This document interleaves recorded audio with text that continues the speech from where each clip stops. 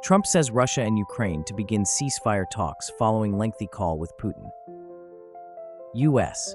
President Donald Trump announced that Russia and Ukraine are set to commence ceasefire negotiations immediately, following a 2-hour phone conversation with Russian President Vladimir Putin. Trump, who had earlier mentioned the discussion would focus on ending the violence and possibly touch on trade, described the exchange as highly productive. Posting on Truth Social, Trump revealed he had also spoken with Ukrainian President Volodymyr Zelensky and key European leaders, including those from France, Germany, Italy, Finland, and the EU, informing them of the proposed peace talks. He added that the Vatican, with interest expressed by the Pope, might serve as a neutral venue for these discussions. Trump stated that Russia is eager to pursue significant trade opportunities with the U.S. once the conflict concludes, and Ukraine would likewise benefit economically through post-war reconstruction efforts. Earlier in the day, Putin commented from Sochi that Russia is prepared to collaborate with Ukraine on a memorandum laying out a framework for peace, including potential steps and timelines.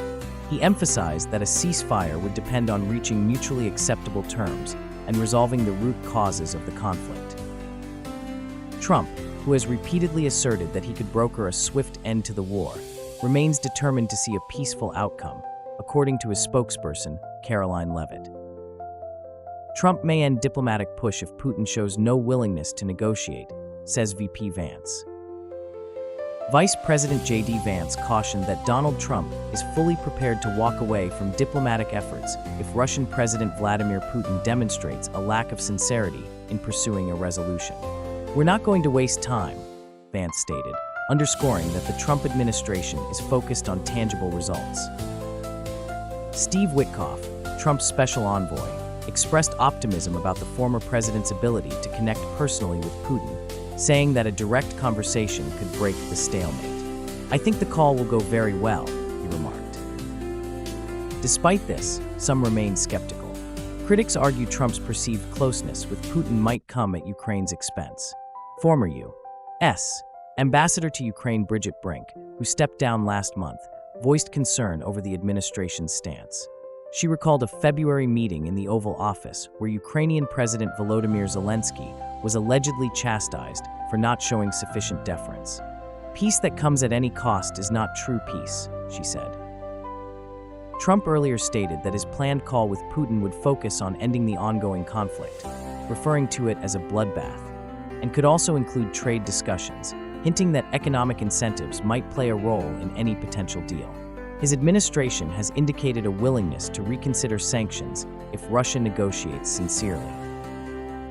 Treasury Secretary Scott Bessent reiterated this approach during an appearance on NBC's Meet the Press, warning that sanctions could be tightened should Russia fail to engage. He also criticized previous measures under President Joe Biden, arguing they had little effect on curbing Russia's oil revenue. Although a broader ceasefire remains uncertain, both Russia and Ukraine have agreed to a substantial prisoner exchange involving 1,000 detainees from each side, according to Ukrainian intelligence head Kirilo Budanov. Putin, for now, has declined Zelensky's offer to meet in Turkey, reportedly preferring to wait until Trump is directly involved. "We'll meet, and we'll either find a solution or not," Trump said on Friday during his departure from the Middle East. "But at least we'll have clarity." Zelensky, meanwhile, held discussions in Rome with VP Vance and Secretary of State Marco Rubio. He later posted on X that their meeting covered sanctions, defense cooperation, the current military situation, and the upcoming prisoner exchange. "Russia must be pressured until it truly wants to end the war," he said. Ahead of his call with Putin, Trump also consulted with European leaders, including German Chancellor Friedrich Merz and French President Emmanuel Macron. Following these talks, Macron urged Putin to accept a 30-day ceasefire, unconditionally backed by Ukraine and the EU.